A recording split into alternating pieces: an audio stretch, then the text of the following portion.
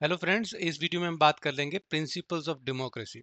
देखिए, जो डेमोक्रेसी है वो बहुत से कंट्रीज में है।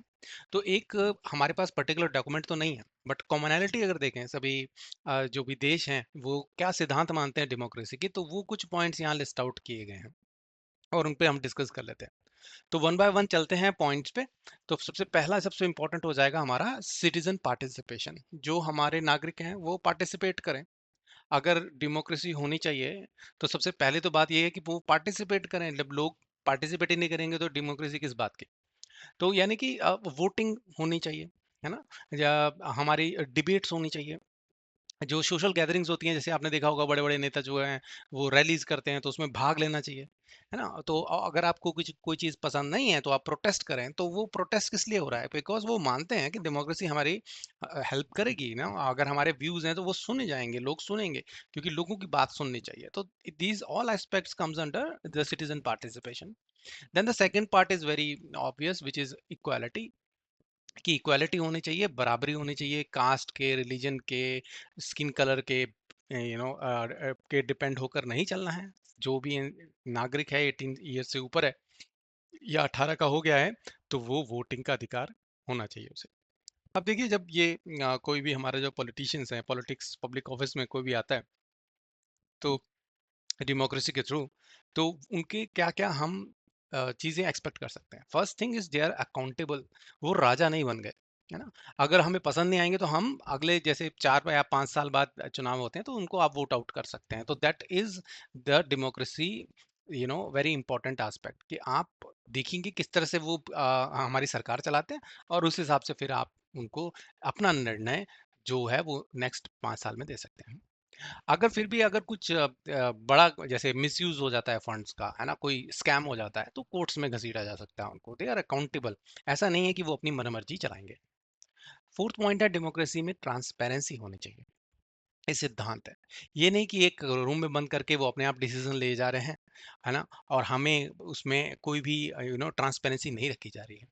फॉर एग्जाम्पल कि देश कहाँ अपना खर्चा करेगा, तो बजट पेश किया जाता है ना, पार्लियामेंट में डिस्कस होता है, डिबेट होता है उस पर, कि हमें इतना एलोकेट करना चाहिए कि नहीं करना चाहिए, कहाँ पैसे डालने चाहिए, कहाँ नहीं डालने चाहिए।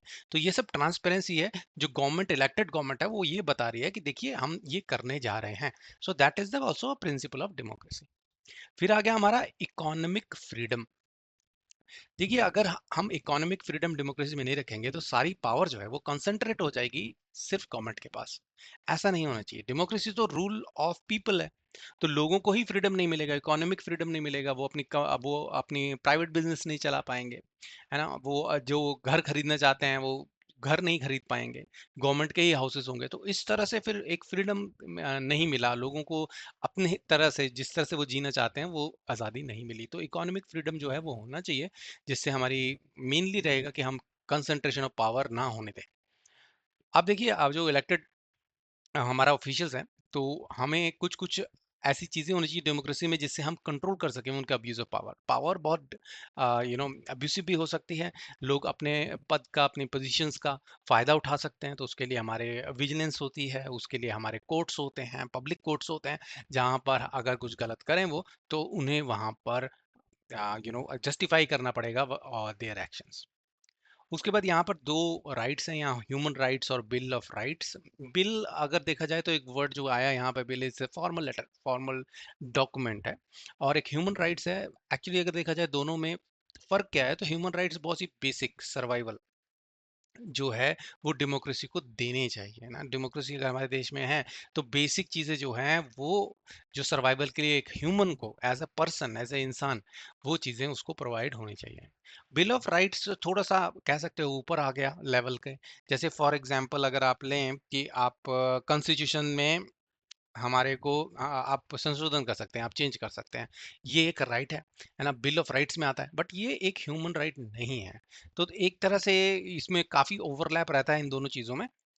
बट फिलहाल आगे चलते हैं, आगे बढ़ते हैं हमारे अगले पॉइंट्स की तरफ। अब देखिए, जो नाइन्थ पॉइंट है वो है रूल ऑफ लॉ। यानी कि जो हमारा कॉन्स्टिट्यूशन है, हमारा जो लॉ है वो चलेगा, किसी की मर्जी नहीं चलेगी।